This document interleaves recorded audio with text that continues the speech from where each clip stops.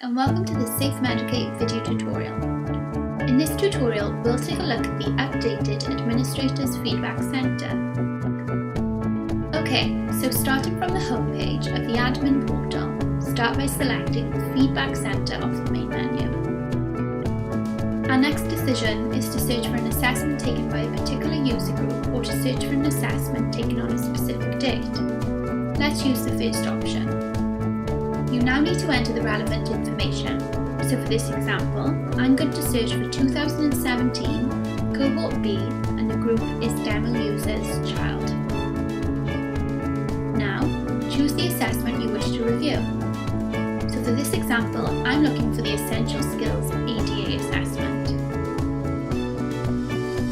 Okay, so now I want to bring your attention to the new icons display highlighted on screen. As you can see, the layout of the assessment feedback is exactly the same. However, for a more appealing look, we've updated the assessment information from written form to icon form. Note, if you hover your mouse over any of the icons, it will give you a detailed explanation of what each one is.